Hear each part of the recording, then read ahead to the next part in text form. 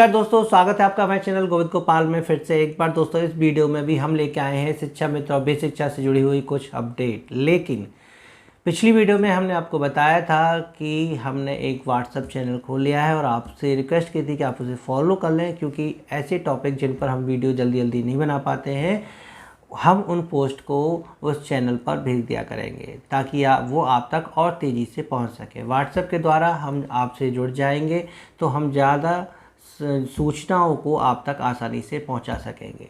तो इसलिए जो व्हाट्सएप चैनल का लिंक है नीचे डिस्क्रिप्शन में दे रखा है, आप उस पर जाएं, क्लिक करें और चैनल को फॉलो कर लें।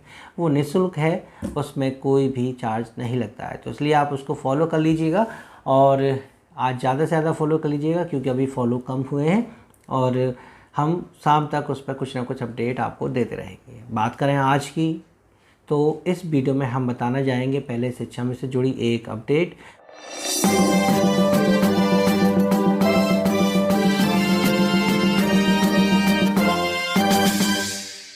और शिक्षा में से जुड़ी अपडेट में जो हम आपको बताना चाह रहे थे वो यही है कि जैसा आप जानते हैं कि उत्तर प्रदेश प्राथमिक शिक्षा मित्र संघ के प्रदेश कोषाध्यक्ष श्री रमेश चंद्र मिश्रा जी का निधन हो गया और उनके निधन पर सभी जिलों में जिलाध्यक्ष महोदय एक श्रद्धांजलि सभा आयोजित कर रहे हैं। ये श्रद्धांजलि सभा जो है सभी जिलों में आयोजित की जा रही है। जिला अलीगढ़ में हो चुकी है और भी कई जिलों में ये हो रही है और धीरे धीरे शायद सभी जिलाध्यक्ष इसको आयोजित करेंगे। इस तरह से संगठन के सभी पदाधिकारीगण रमेश चंद्र मिश्रा जी को श्रद्धांजलि अर्पित कर रहे हैं।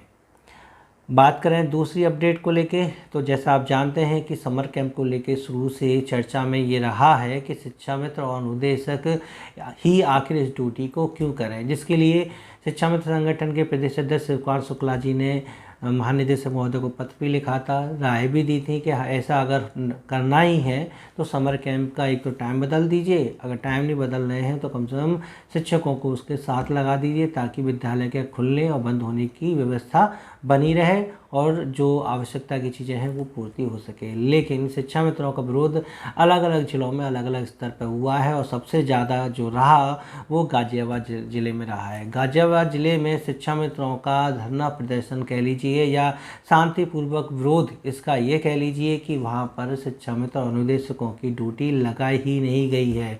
कुछ ही चंद विद्यालय थे जो शिक्षा मित्र अनुदेशकों के द्वारा खोले गए, बाकी जब ये लगा कि ये समर कैंप आयोजित हो ही नहीं पाएगा और माननीय मुख्यमंत्री जी की योजना है का होना बहुत ज़रूरी है, तब वहाँ पर वैकल्पिक व्यवस्था में शिक्षकों की ड्यूटी लगा दी गई। जी हाँ, अब गाजियाबाद में समर कैंप की ड्यूटी शिक्षक कर रहे हैं और शिक्षक ही विद्यालय खोल के समर कैंप का आयोजन कर रहे हैं।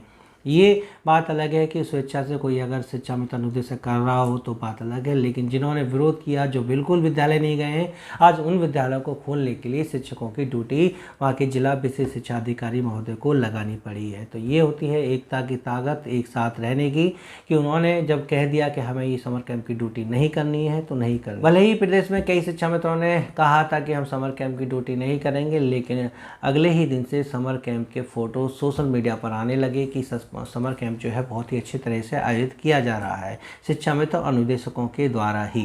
यहाँ ही हम आपको ये भी बता दें कि माननीय मुख्यमंत्री जी कुछ योजनाओं का आज शिलान्यास करेंगे, यानी कि आज घोषणा करेंगे, जिसमें मुख्य रूप से समर कैंप को लेकर भी बात है कि जो 5 सर्वश्रेष्ठ समर कैंप आयोजित हो रहे हैं, अच्छे हो रहे हैं, वहाँ पर उनको जो है पुरस्कृत किया जा सकता है। और साथ ही साथ डीबीटी का पैसा भी अभिभावकों के खाते में आज भेज दिया जाएगा। 14 पीएम श्री विद्यालय उत्तर प्रदेश को मिले हैं, वो भी जल्द से जल्द आगे बनाए जाएंगे। पीएबी से उनकी ग्रांट जारी हुई है, यानी पीएबी बैठक में तय हो चुका है और उत्तर प्रदेश को पीएम श्री विद्यालय मिले हैं। तो ये सारी जो योजनाएं हैं आज लागू की जाएंगी, आज उनकी घोषणा की जाएगी। और एक और अपडेट जो शिक्षा मित्रों से जुड़ी हुई है वो यही कि आरटीआई के माध्यम से शिक्षा मित्रों से संबंधित एक सूचना निकाली गई है और वो सूचना सोशल मीडिया पर वायरल हो रही है। वो सूचना ये है कि आखिर क्या शिक्षा मित्र पहली और दूसरी क्लास को पढ़ाने के लिए ही नियुक्त किए गए थे।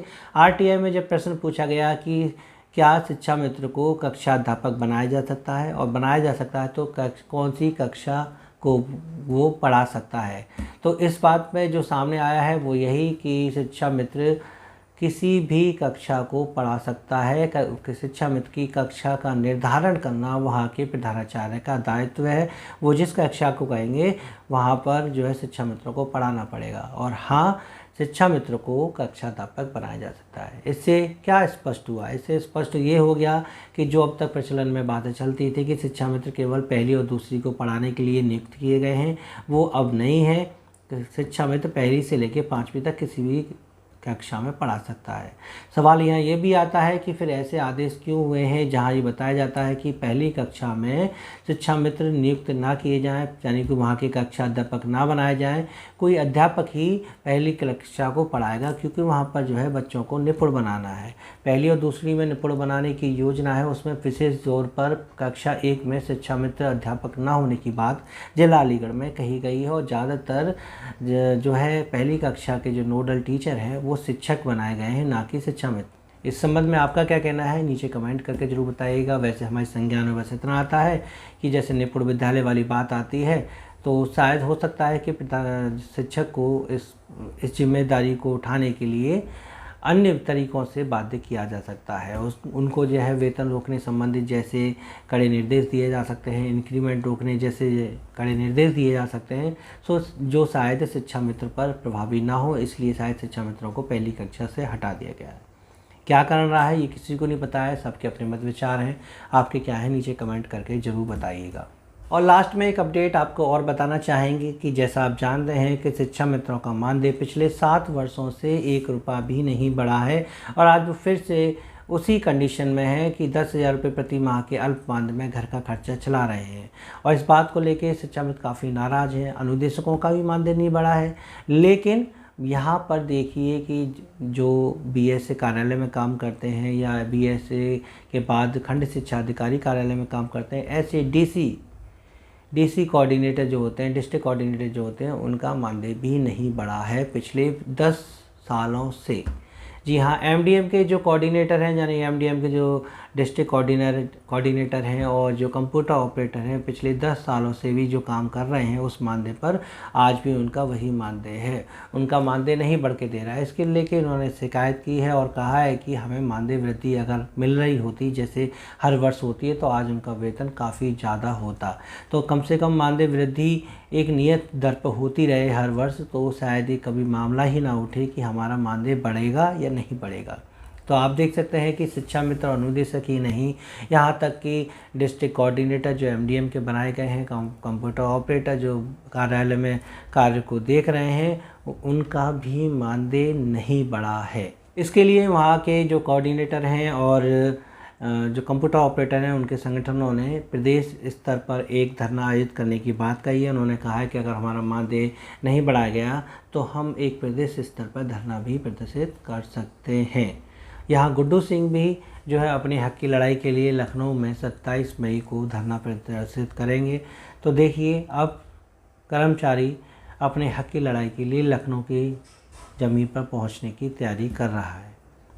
तो बस बेसिक शिक्षा से जुड़ी और शिक्षा मित्रों से जुड़ी यही अपडेट हमारे पास थी। और भी अपडेट हैं, हम उनको रेगुलरली आप तक पहुंचाते रहेंगे, जिसके लिए बस आपको हमारे चैनल को सब्सक्राइब करना है, वीडियो को लाइक करना है, शेयर करना है और व्हाट्सएप चैनल को फॉलो करना है।